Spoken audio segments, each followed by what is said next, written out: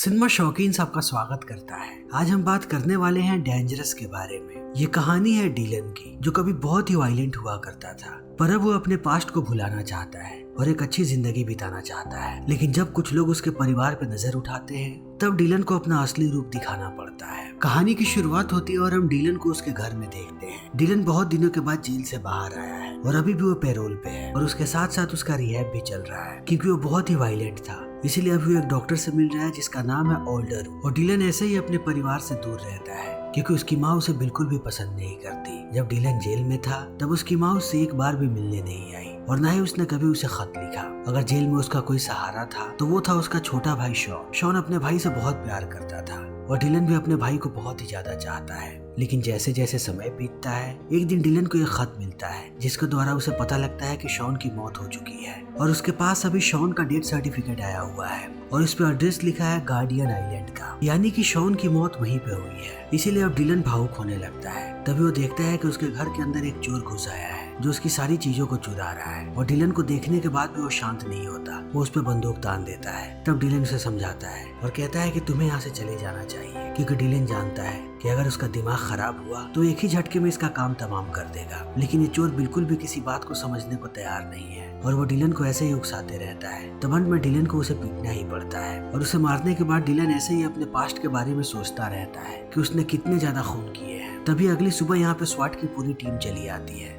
और इनकी टीम को लीड कर रही है एजेंट शॉनेसी। फिर वो पूरे घर में तलाशी लेने लगती है। तब यहाँ पर उसे वही आदमी मिलता है जो चोरी करने आया था डीलन के घर में, जिसे डीलन ने घायल करके बांध दिया है। इसीलिए शॉनेसी परेशान होने लगती है। तभी उसे अंदर बहुत सारी दवाइयाँ मिलती है जिस पे डॉक्टर एल्डरवुड का नाम लिखा हुआ है। इसीलिए वो समझ जाती है कि डीलन उसी डॉक्टर के पास जाया करता था। फिर अगले दिन वो पहुंचती है ऑल्डरवुड के पास और डीलन के हालत के बारे में पूछती है। तब वो बताता है कि डीलन पहले से बहुत ही ज्यादा बदल चुका है। पहले वो बहुत ही वायलेंट था, लेकिन अब वो अपने आप को रोकने की कोशिश कर रहा है और ज्यादातर समय वो अपने आप को रोक भी लेता है। लेकिन शॉनेसी को डॉक्टर की बातों पर विश्वास नहीं होता। इसीलिए वो कहती है कि मैंने डीलन की फाइल देखी है। वैसे क्रिमिनल्स कभी भी ठीक नहीं हो सकते, उन्हें बस एक मौका चाहिए किसी को भी मारने का। उसने बहुत सारे लोगों का कत्ल किया है और मुझे नहीं लगता कि वो कभी भी सुधरेगा। फिर इतना कहने के बाद वो वापस चली जाती है। तब उसके ऑफिस के लोग बताते हैं कि अगर तुम्हें डीलन को पकड़ना है तो वो एक ही जगह पे जा सकता है और वो है गार्डियन आइलैंड, क्योंकि वहीं पर उसके भाई का फ्यूनरल होने वाला है जिससे वो बहुत गरीब था और वो जल्दी ही वहाँ पे जाने वाला होगा। तब शॉनेसी भी वहाँ पे जाने की तैयारी करने लगती है। तभी हम डीलन को देखते हैं जो जा रहा है गार्डियन आइलैंड। फिर हमें पता लगता है कि शॉन बहुत अमीर था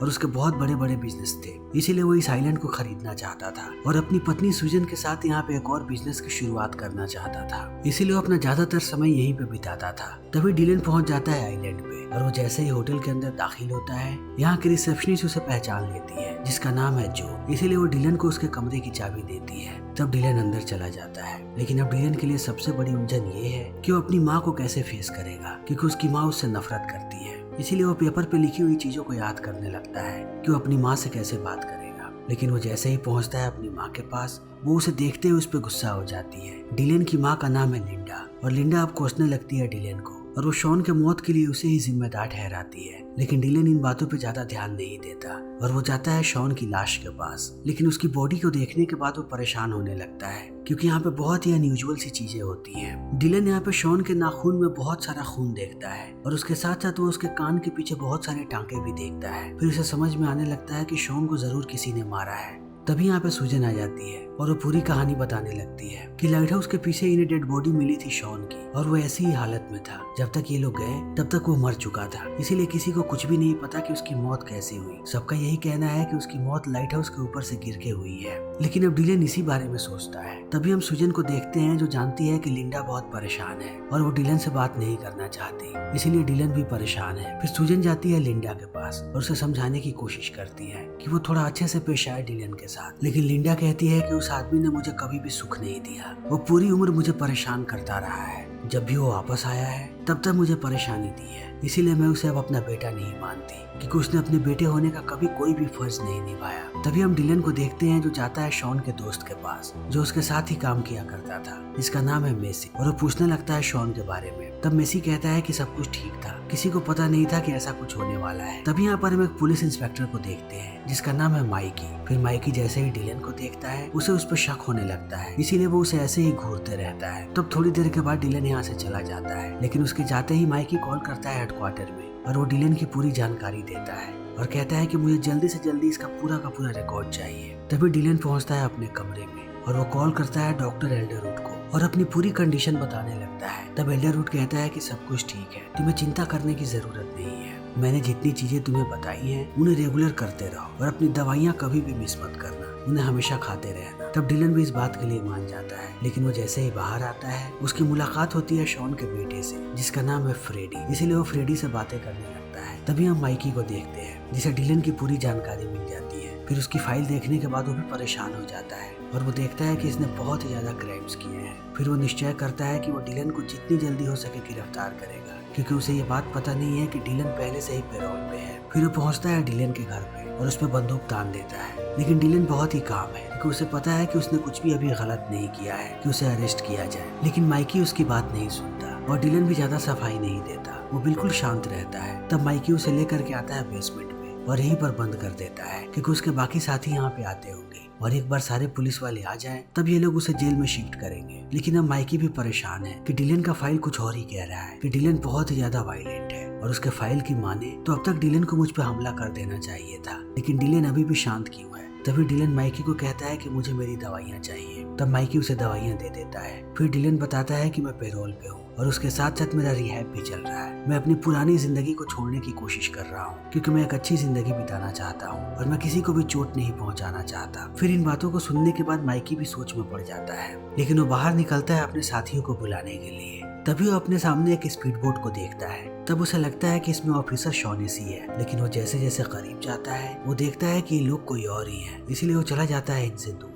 ताकि वो इन पे नजर रख सके। तब उसे पता लगता है कि ये सारे लोग गैंगस्टर हैं और इनका एक मुखिया है जिसका नाम है कोल। कोल एक गैंगस्टर होने के साथ साथ एक बिजनेसमैन भी है, लेकिन जल्दी उन्हें पता लग जाता है माइकी के बारे में और माइकी भी उन पे बंदूक तान देता है। इसीलिए वो सारे लोग अपनी बंदूकें निकालते हैं और अंधाधुंध गोलियां चलाने लगते हैं माइकी पे और उसे मार के यहाँ से निकल जाते हैं। कोल यहाँ पे इसलिए आया हुआ है क्योंकि उसे पता है कि शॉन ने यहाँ पे एक बड़ा सा खजाना छुपा रखा है और उसी खजाने की तलाश में ये लोग यहाँ पे आए हुए हैं, क्योंकि इस खजाने के बारे में यहाँ पे इन लोगों को शॉन के दोस्त ने बताया था जिसका नाम है ह्यू। फिर ये सारे लोग आगे बढ़ने लगते हैं और कोल अपने सारे आदमियों को एक बार रिकॉल करता है। इसने अपने स्नाइपर को बैठा रखा है लाइट हाउस और एक आदमी को भेजा है वहाँ के बेसमेंट में और बाकी लोग सामने के दरवाजे से अंदर जाते हैं जहाँ पे डिलन का सारा परिवार है। फिर वो एक एक करके सबको बंधक बनाने लगते हैं और यहीं पर ह्यू भी होता है। तभी हम विंटर नाम के आदमी को देखते हैं जो जाता है बेसमेंट जहाँ पे डिलन को बंद करके रखा गया था, लेकिन वो जैसे ही जाता है लॉकअप के करीब वो देखता है कि अंदर एक लड़की है। तब हमें पता लगता है कि इस लड़की ने पहले ही डिलन को बाहर निकाल दिया है, इसीलिए अभी विंटर कुछ करता उससे पहले आकर के डिलन उस पर हमला कर देता है और उसे बेहोश करने के बाद वो जो को लेकर के यहाँ से भाग जाता है। तभी हम कोल को देखते हैं जिसका कांटेक्ट नहीं हो पाता है विंटर से, इसीलिए वो परेशान हो जाता है और फिलिक्स नाम के आदमी को कहता है कि अब तुम जाओ बेसमेंट में और जाकर के देखो कि वहाँ पे क्या हुआ है। फिर अपने जॉन नाम के साथी को कहता है कि ऊपर जाओ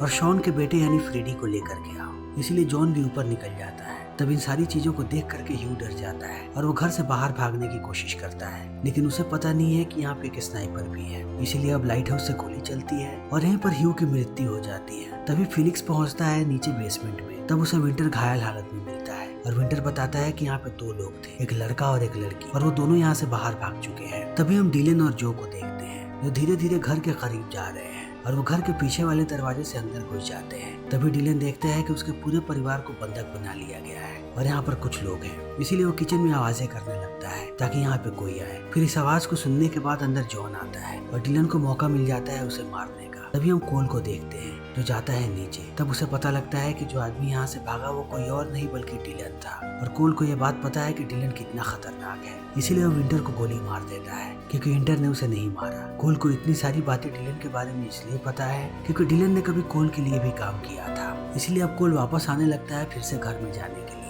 तब वो देखता है कि जिस घर में डिलन का पूरा परिवार है ये लोग यहाँ के खिड़की और दरवाजों को बंद कर रहे हैं। फिर वो समझ जाता है कि डिलन अंदर आ चुका है और वही ये सारी चीजें कर रहा है, इसलिए शायद अब घर में घुसना इतना आसान नहीं होगा। तभी हम डिलन को देखते हैं जिसने जॉन को बांध रखा है, लेकिन वो उसे टॉर्चर नहीं कर रहा क्योंकि अब वो सुधर चुका है और वो किसी को भी नहीं मारना चाहता। फिर भी वो जॉन को बहुत डराता है और उसे उगलवाने की कोशिश करता है कि आखिर ये सारे लोग यहाँ पे क्यों आए हुए हैं, लेकिन जॉन उसे ज्यादा कुछ नहीं बताता। तब डिलन जाने लगता है अपने परिवार के पास। तब लिंडा एक बार फिर से उस पर गुस्सा हो जाती है और कहती है कि तुम्हें अभी के अभी यहाँ से चले जाना चाहिए क्योंकि जब भी तुम वापस आते हो हमारे लिए बहुत सारी परेशानियां लेकर के आते हो और लिंडा को ऐसा इसलिए लगता है क्योंकि यहाँ पे बहुत सारे गुंडे आए हैं और सबके हाथों में हथियार है, इसीलिए उसे लगता है कि इतने गुंडे सिर्फ और सिर्फ डिलन के लिए यहाँ पे आ सकते हैं। लेकिन डिलन को इन बातों से कोई फर्क नहीं पड़ता, वो अभी भी अपने परिवार को बचाना चाहता है, इसीलिए वो लिंडा की बातों को नजरअंदाज कर देता है और डिसाइड करता है कि वो अकेला ही बाहर जाएगा और कोल और उसके सारे लोगों को मारेगा।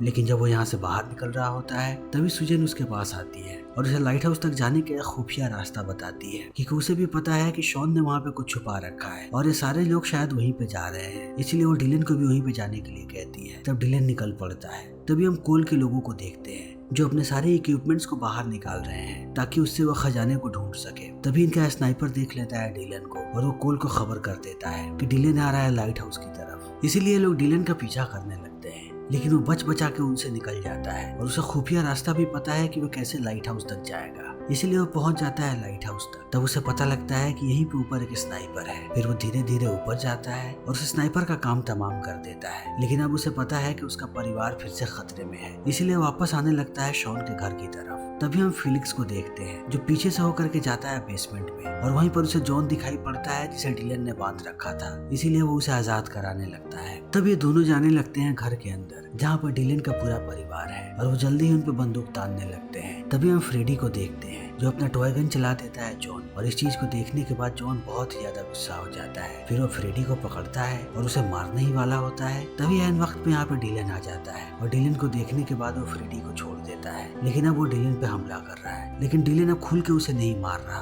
क्योंकि वो अपना पुराना रूप नहीं दिखाना चाहता। लेकिन जॉन उसे ऐसे ही परेशान करते रहता है और उसे बार बार मारने की कोशिश करता है, इसीलिए अंत में डिलन अपना रूप दिखाता है और वो जॉन को मार के नीचे गिरा देता है। फिर वो जाता है लिंडा के पास और उसे कहता है कि मेरे इरादे नेक हैं, मैं कभी भी अपने परिवार को चोट नहीं पहुंचाना चाहता था और मैं आज भी यही चाहता हूं कि मेरा परिवार सुरक्षित रहे, इसीलिए आप मुझे एक मौका दो ताकि मैं अपने पूरे परिवार को बचा सकूं। तब लिंडा भी उसे माफ कर देती है। तभी कोल बाहर चिल्लाने लगता है और वो डिलन को बाहर आने के लिए कहता है और उसे विश्वास दिलाता है कि अगर वो बाहर आएगा तो वो किसी को भी चोट नहीं पहुंचाएगा। तब डिलन भी बाहर जाने लगता है क्योंकि वो सच्चाई जानना चाहता है कि आखिर ये सारे लोग यहाँ पे क्यों आए हैं। लेकिन वो जैसे ही बाहर आता है कोल अपने स्नाइपर को आवाज देने लगता है ताकि वो डिलन का काम तमाम कर दे। लेकिन बहुत बार आवाज देने के बाद कोल को एहसास होता है कि डिलन ने पहले ही उसके स्नाइपर को मार दिया है, इसलिए अब कोल भी गुस्सा होकर के यहाँ से जाने लगता है। लेकिन इसी दौरान डिलन को एहसास हो जाता है कि ये लोग यहाँ पे किस लिए आए हैं, इसलिए वो घर के अंदर चला आता है और सबको बताता है कि मुझे पता लग गया वो लोग यहाँ पे क्यों है। शॉन ने बहुत बड़ा खजाना छुपा रखा है क्योंकि वो सबका कर्जा चुकाना चाहता था और इन सारे लोगों को उसकी भनक लग गई है, इसीलिए ये लोग वहाँ पे हैं। उन लोगों से पहले हमें कैसे भी खजाने को ढूंढना पड़ेगा, इसीलिए सारे लोग हर जगह पे फैल जाते हैं और ये जाते हैं शॉन के स्टडी रूम में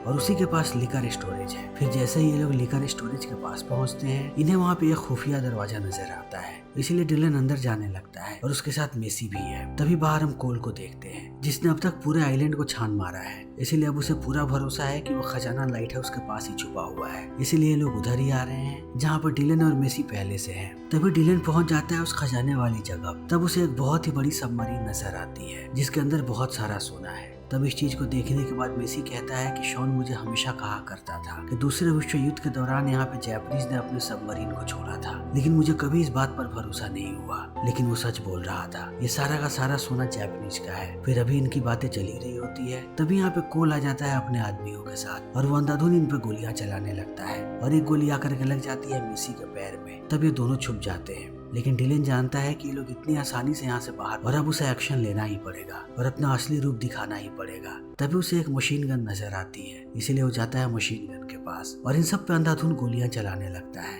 तब इसके गोलियों के आगे कोई भी नहीं और कोल भी इस चीज को देख लेता है, इसीलिए वो यहाँ से भाग जाता है। तब तक डिलन सबको मार देता है। तभी कोल वापस आता है, लेकिन अब कोल के साथ लिंडा भी है जिसके सर पे उसने बंदूक तान रखा है। फिर वो डिलन को कहता है कि सारा का सारा सोना मुझे दे दो वरना मैं तुम्हारी माँ को मार दूंगा। तब डिलन रुक जाता है क्योंकि वो नहीं चाहता कि लिंडा को कुछ भी हो, लेकिन वो जानता है कि जैसे ही वो सोना कोल को देगा वो लिंडा को मार देगा और उसके साथ साथ इनके पूरे परिवार को भी, इसीलिए वो अपना दिमाग लगाता है और सोना को नीचे फेंक देता है। तब इस चीज को देखने के बाद कोल भी गुस्सा हो जाता है। फिर वो लिंडा को नीचे फेंकता है और सोने की तरफ जाने की कोशिश करता है, लेकिन अब डिलन बहुत ही ज्यादा गुस्से में है, इसीलिए वो टूट पड़ता है कोल पे और उसे तब तक मारता है जब तक उसकी मृत्यु नहीं हो जाती और उसे मारते ही वो जाता है लिंडा के पास। लिंडा अभी भी पाइप पकड़ करके लटकी हुई है, तब वो उसे ऊपर खींचने लगता है। फिर जैसे ही लिंडा ऊपर आती है उसे एहसास होता है कि डिलन बदल चुका है और अब वो बिल्कुल भी पहले की तरह वायलेंट नहीं है। इसीलिए वो उसे माफ करके गले लगा लेती है। फिर धीरे धीरे समय ऐसे ही बीतने लगता है और एक वक्त के बाद डिलन यहाँ से दूर निकल जाता है ताकि वो अपने आप को और समझ सके और उसके अंदर और भी शांति हो।